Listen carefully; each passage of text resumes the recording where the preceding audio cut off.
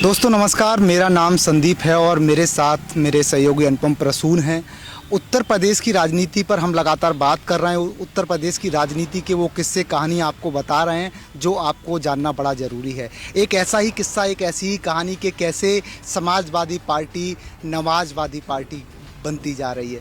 आखिर आप कहेंगे कि कैसी बातें मैं कर रहा हूँ पत्रकारिता में, तो जिस तरीके से पत्रकारिता में मैं बातें कर रहा हूँ उस तरीके से अगर राजनीति में बात होंगी तो हम भी ये बात दर्शकों तक पहुंचाएंगे। कैसे समाजवादी पार्टी लगातार नमाजवादी पार्टी बनने की ओर बढ़ती जा रही है।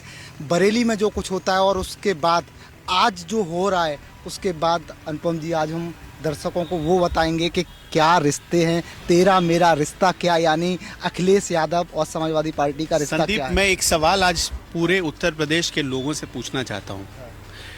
आपने एक लाइन कही है, वो लाइन सच में दिल को छू जाती है कि समाजवादी पार्टी को नमाजवादी पार्टी आपने क्यों कहा। कुछ लोग आपकी पत्रकारिता पर, हमारी पत्रकारिता पर सवाल उठाएंगे, ये देखो ये तो कैसी पत्रकारिता कर रहे हैं।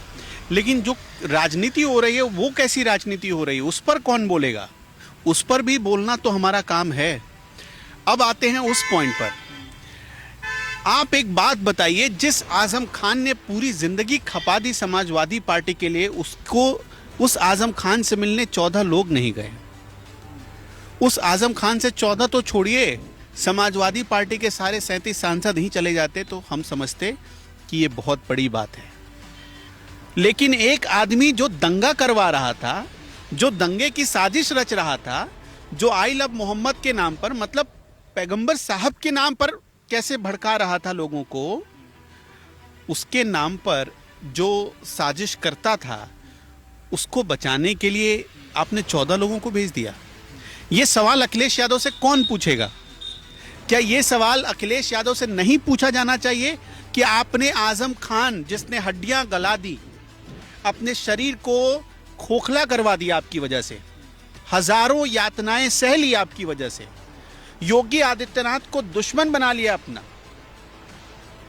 बहुत कम लोगों को पता है आजम खान, मतलब जितना अखिलेश यादव को योगी आदित्यनाथ तवज्जो नहीं देते हैं, उससे ज्यादा आजम खान को देते हैं। उस आजम खान ने इतनी सारी अभी यातनाएं सही। अब ये अलग बात है, इस पर अलग बहस हो सकती है कि वो सही थी या गलत थी। हम ये मान कर चल रहे हैं समाजवादी पार्टी की भाषा में कि वो यातना थी।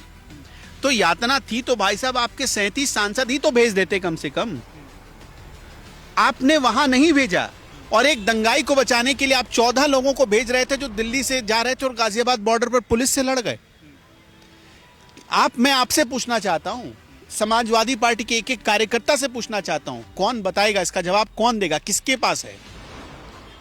आजम खान की आत्मा, आजम खान का दिल आज रो रहा होगा। आजम खान, जब ये तस्वीरें उन्होंने देखी होंगी ना, आजम खान ने रो रहे होंगे वो कि जिसके लिए, बताओ, जिस परिवार के लिए मैं इतनी सारी चीजें, इतनी सारी कुर्बानियां दे बैठा, उस परिवार का मुखिया बदल गया।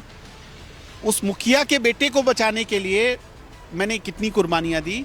वो बेटा भी, मतलब भतीजा कहते हैं ना, कि उन्होंने अभी हाल ही में बोला कि अखिलेश तो मेरे भतीजे की तरह है। तो उस भतीजे ने भी वो, मतलब एक होता है ना कि नमक का खून अदा करना, वो भी अदा नहीं किया, कर्ज अदा करना, वो भी कर्ज अदा नहीं किया। तो आप अंदाजा लगाइए कि इस समाजवादी पार्टी से क्या उम्मीद कर। अब मैं आपको एक चीज बताता हूं। आपको पता है आजम खान अब समाजवादी पार्टी में नहीं है। ये आज एक चीज तो मुहर लग गई इस बात पर, लग गई इस बात पर, डन हो गया। हाँ। तौकीर रजा को समाजवादी पार्टी दूसरा आजम खान बनाने जा रही है। अब भी जा रही है, मैं आपको लिख कर देता हूं, जा रही है। ये चीजें, ये संकेत मिल गए समाजवादी पार्टी की तरफ से। आपने सुना था अभी कि आजम खान समाजवादी पार्टी छोड़ सकते हैं, सुना था आपने? बसपा में शामिल हो सकते हैं, से बात चल रही है। हाँ, उनकी पत्नी की मुलाकात भी हो गई है, सारी बातचीत भी हो गई है। जाएंगे नहीं जाएंगे, आजम खान ने कुछ नहीं कहा, उनकी पत्नी ने कुछ नहीं कहा, उनके परिवार की तरफ से कुछ नहीं कहा गया। लेकिन संकेत कैसे मिले ये आपको मैं समझाता हूँ। आजम खान, इतना तय है कि समाजवादी पार्टी अपने साथ, या अखिलेश यादव अपने साथ आजम खान को अभी मंच नहीं देने वाले हैं। उनकी जगह तौकीर रजा मंच पर आएंगे। तौकीर रजा जेल से तो बाहर आ जाए पहले। यही तो चाहती है समाजवादी पार्टी ना। वो विकल्प ढूंढ रही थी और तौकी रजा के तौर पर एक विकल्प मिल गया। तौकी रजा वही भाषा बोलते हैं, वही उसी लहजे में बोलते हैं जैसे आजम खान बोलते थे। तो समाजवादी पार्टी को दिख गया कि दूसरा आजम खान भाई हमारा मिल गया है, इसलिए समाजवादी पार्टी इतनी बेचैन है। एक दो नहीं, 14 लोगों को आज भेजा गया। आपको पता है क्या हुआ गाजियाबाद बॉर्डर पर? हम जहां बैठे हैं यहाँ से करीब 15 किलोमीटर दूर गाजियाबाद बॉर्डर पर पुलिस वालों से धक्का मुक्की करने पर उतारू हो गए थे। आपके पास विशेषाधिकार है, आप भेज किनको रहे थे? बर्क साहब को भेज रहे थे। बर्क साहब शुद्ध रूप से दूध और गंगा के धुले हुए हैं।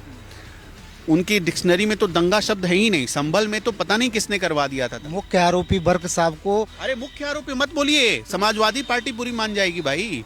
संभल की 4 सीट में उत्तर प्रदेश में रहना है कि नहीं रहना है आपको? देखिए अनुपम जी, 4 सीट में नाम है। संभल सांसद का भी हिसाब किताब होने वाला, ये मैं नहीं कह रहा हूँ, संभल की रिपोर्ट्स कह रही हैं। एक बात बताइए, हाँ। आपको आज पुलिस ने रोक दिया तो विशेषाधिकार सूझ रहा था। आपने अपने मकान में कई महीनों तक बिजली जलाकर बिजली बिल नहीं भरा, वो आपके विशेषाधिकार में आता है क्या? आप बताइए, एक सांसद इतनी घटिया हरकत कर सकता है? मैं आपसे पूछना चाहता हूँ, बिजली चोरी करके आप जला रहे थे, उससे किसका नुकसान कर रहे थे आप? सरकार का नुकसान कर रहे, तो जिस सरकार में आप नहीं आप भर सकते थे, इतने आपके पास पैसों का अभाव था, सरकार को लिख कर दे देते। मुझे ऐसा लगता है योगी आदित्यनाथ का बहुत बड़ा दिल है, वो माफ करवा देते आपका बिजली बिल। इतने उत्तर प्रदेश में कई करोड़ों लोगों का बिजली बिल माफ हुआ, आपका भी माफ हो जाता, आप लिख कर दे देते। देखिए, अंदर से कई बार क्या होता है कि ये सब चीज़ें देखकर गुस्सा आता है।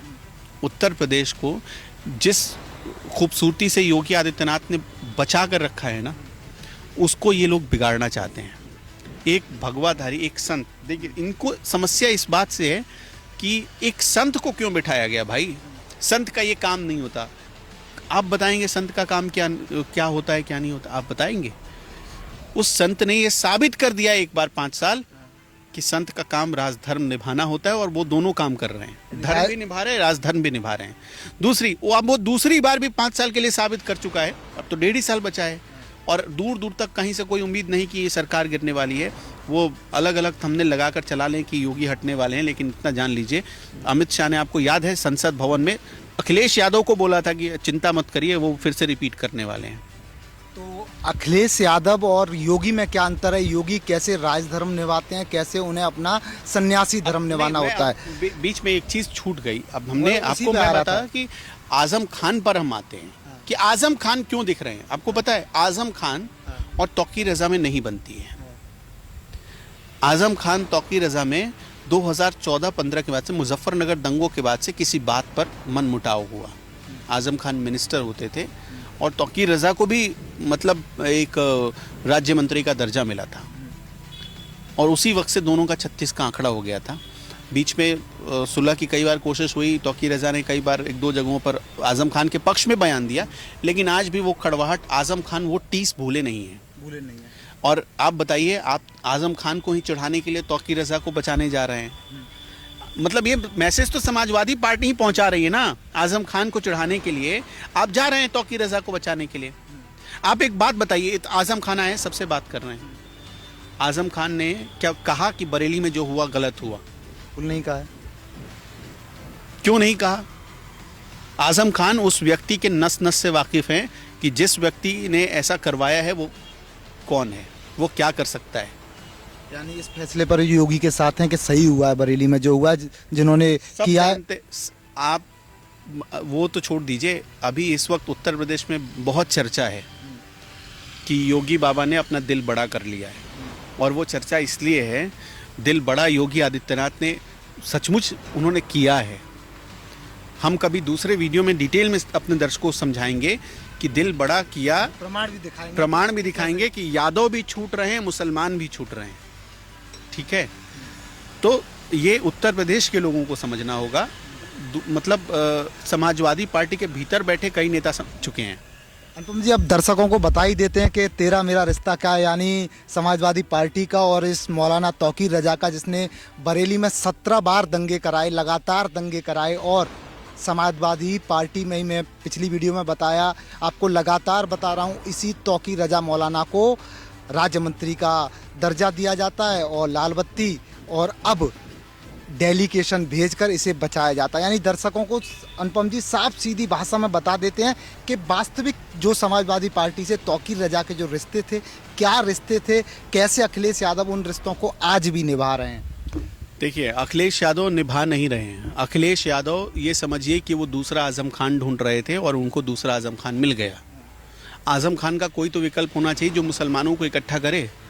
इस वक्त दंगा कराने वाले तौकीर रजा के लिए थोड़ा सा सेंटिमेंट जागा तो अखिलेश को लगा कि चलो हम कैश करते हैं, और बड़ी चालाकी से उन्होंने अपने डेलीगेशन को भेज दिया। उनको पता था ये बात कि इस वक्त किसी भी डेलीगेशन को भेजा जाएगा, योगी आदित्यनाथ घुसने नहीं देंगे बरेली में। लॉ एंड ऑर्डर का सवाल है ना, law and order, Akhilesh Yadav खुद मुख्यमंत्री रहे हैं, उनको पता है कि लॉ एंड ऑर्डर ऐसे ही काम करता है। अगर योगी आदित्यनाथ की जगह अखिलेश यादव होते तब भी किसी डेलीगेशन को एंट्री नहीं मिलती। बरेली में इंटरनेट बंद है, वहाँ पर समय समय के लिए कर्फ्यू लागू हो जाता है। आप एक बात बताइए, इतना सेंसिटिव इलाका बना हुआ है, वहाँ पर जाकर आप एक अपने राजनीतिक किसी पार्टी के प्रतिनिधिमंडल को भेज रहे थे। अगर आपको भेजना ही था तो हिंदुओं का, मुसलमानों का, सिखों का, ईसाइयों के धर्मगुरुओं को मिलाकर एक संगठन बनाते और कहते कि नहीं आप लोग जाइए, हम चाहते हैं कि सभी धर्मों से मिलकर आप बात करिए। तो एक अच्छा मैसेज जाता, समाज में एक अपील जाती कि हाँ भाई, अखिलेश यादव जैसा नेता कोई नहीं हो सकता। वो सभी धर्मों को जोड़ने के लिए बरेली में अपने लोगों को भेज रहे हैं, या मौलानाओं को, धर्मगुरुओं को, पंडितों को, विद्वानों को आग्रह करके भेज रहे हैं कि जाइए आप ठीक कर दीजिए, आप योगी आदित्यनाथ की मदद करिए। वो जाते वहाँ समझाते कि देखिए सरकार जो कह रही है, या जो भी आपको उचित लगता है, जो हुआ क्या वो सही था आपको लगता है या गलत था। अगर गलत था तो आप मत करिए विरोध इस चीज़ का। वो अगर ये बात समझाते तो शायद ज़्यादा इम्पैक्टफुल होता। अखिलेश यादव इस चीज़ को कर सकते थे। देखिए, वो उनके प्रति सिंपैथी ऐसे जाग जाती, यदुवंश कुल के हैं ना वो, तो वैसे भी जाग जाती। भगवान कृष्ण का माना जाता है यदुवंश कुल, तो उससे तो एक बार वो अपील करते, यादव और दिल खोलकर उनके साथ खड़ा हो जाता। आज तो स्थिति ऐसी है कि इस प्रकरण पर यादव भी उनको कोस रहे हैं, यादव भी कोस रहे हैं। तो मामला कहीं ना कहीं अखिलेश यादव, जो हमारी कहानी की शुरुआत थी कि कैसे समाजवादी पार्टी जो है नमाजवादी पार्टी बनती जा रही है, वीडियो में हमने बताने की कोशिश की है। और कहीं ना कहीं आपको लगता है कि जो हमने बताया वो एकदम सटीक और सच है, तो कमेंट बॉक्स आपका इंतज़ार कर रहा है। कमेंट बॉक्स में बता दीजिए कि हम झूठ बोल रहे हैं या पार्टी, समाजवादी पार्टी जो है वो नमाजवादी पार्टी आखिरकार बनती जा रही है। धन्यवाद।